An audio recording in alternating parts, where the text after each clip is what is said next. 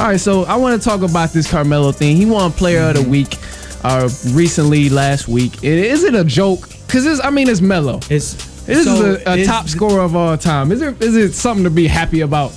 Right, like so I think like, all right, if Bron wins Player of the Week or if Kawhi wins Player of the Week, whatever. Like that's nothing to those guys. But like, man, Melo's been out, so to come back and for him to get Player of the Week, that at least has to say something, right? And it does. I'm on record before. I've told a ton of people I get in big arguments, is Melo a Hall of Famer or not? I'm not a big Melo guy. What? I'm not a big. So you don't think he's a Hall of Famer? I loved him at Syracuse, man, but what? I know, man, because I know I'm in the minority of it too. Melo's he's 25,000 points, whatever he is. Man. I know, one of the best scorers in the NBA, but man, like I feel like you can't put a dude into the Hall of Fame that makes his team worse. In that, how's a Hall of Famer not gonna get signed for 2 or 3 months? He was blackballed. They was doing the ball, man. So you're saying him and Kaepernick, they both got blackballed? No, he wasn't blackballed because of any.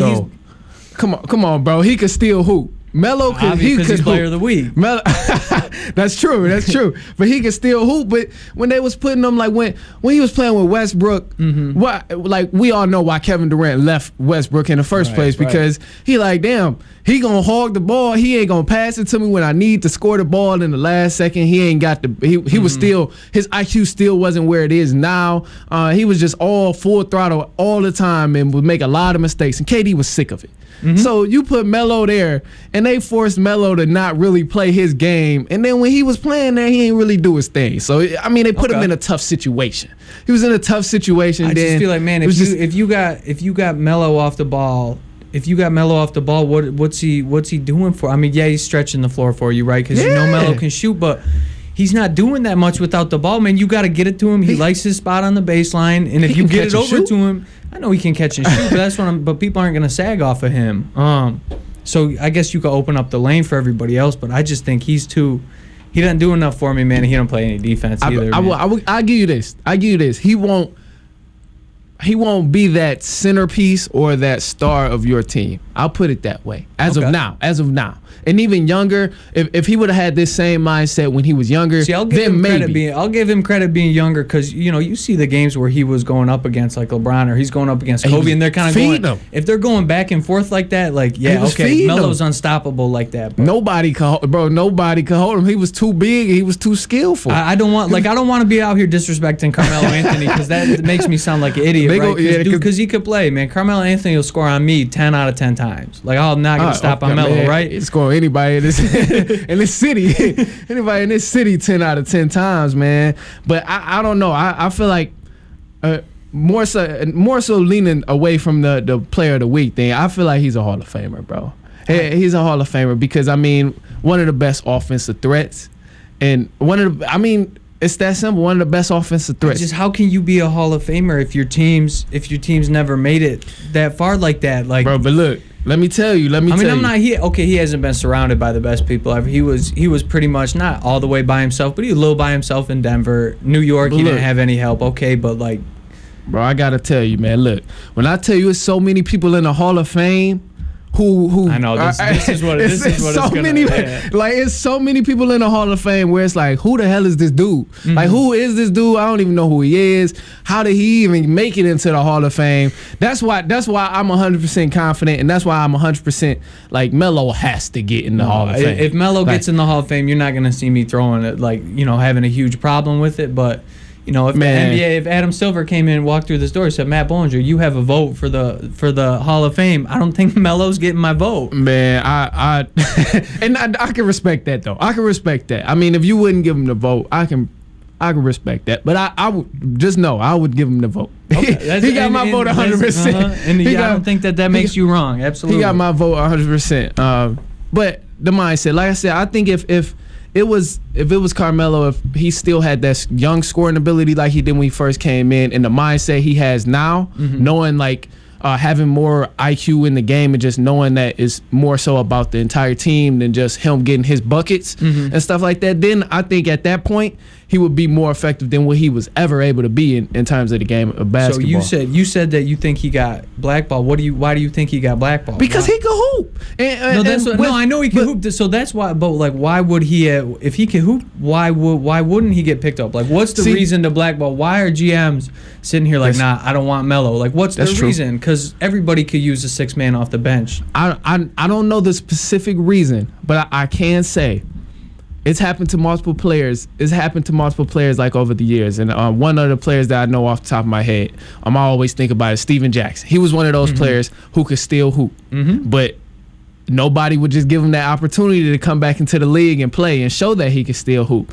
And for Melo, I say, yeah, he was blackballed, but when he came back, when they did finally give him that opportunity in Oklahoma, he was put in a situation that was like very hard for him to thrive from. That was a tough place to come back. Yeah, that's tough. Like if he had other offers, he probably would have taken some other offers. But him playing with Westbrook, a very ball dominant guard, and Paul George, who's already the second scoring option, because Paul George could barely even get into a rhythm when he was he was on the Thunder, and then throwing Melo in there like, all right, Melo, this is what we want you to do.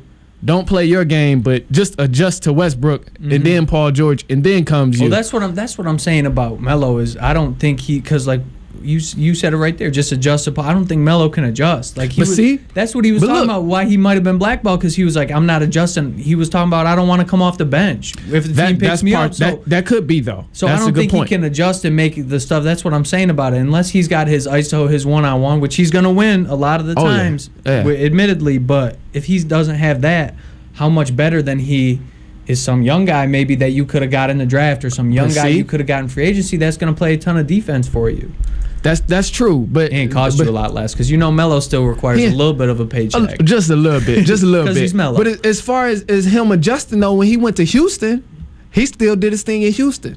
Okay. He put up multiple 20-point games. And then all of a sudden his minutes started declining more and more. And then 10 days later they released him. He put up, I think it was a game where he was 2 away from 30 points. He was 2 points away from 30 points. And it was a big game because James Harden didn't play, and it was just him and Chris Paul. And then that game, Melo went off, and they ended up winning that game. But that right there shows that he can adjust and he can still play. And then after that, they released him. And I was looking at that like, damn, that looked like somebody who can help me out on my team. If I'm the Charlotte Hornets or whatever, if I'm a scrub team in the NBA, I'm like, damn, this dude can clearly still play. I mean, that's kind of the same thing with Jamal Crawford too. Yeah, he's a hooper, bro. Who can't use? Okay, you got your starters. Who can't use a Jamal Crawford coming off the bench just to put some shots up? Like I'm saying, it ain't like he's selfish. None of that. He's just Jamal Crawford is just a hooper. Exactly. That's him. He's like in that category of Lou Will. Like he's fun to watch. Yeah, a fun player, smart with the ball, still all about the team and stuff, and just play basketball for real. So I that's another reason, and I do kind of agree with you. It's unfair to be like, well, because Jamal Crawford not on the team, oh well, he's being blackballed. Yeah. So I get what you mean. That's kind of what I was saying. Is I don't know, because I don't know if it's so much as blackballed or so much as people are like, okay, I can see what you could do. You have these skills. Right, but we could find a little bit of that. We could find a percentage of your scoring, and we can get other stuff with it with a younger guy. Yeah, I get what you mean.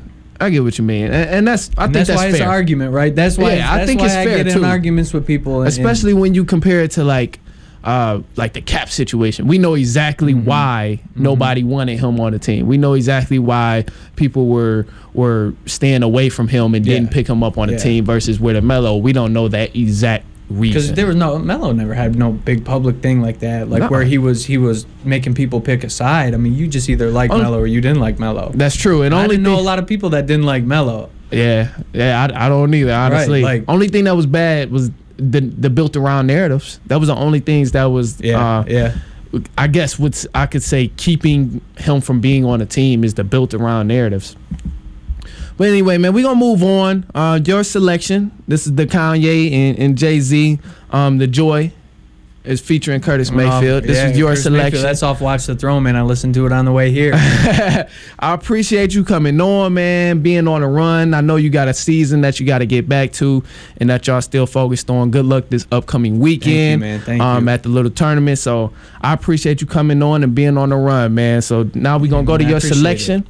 The Kanye and Jay-Z featuring Curtis Mayfield. the joy.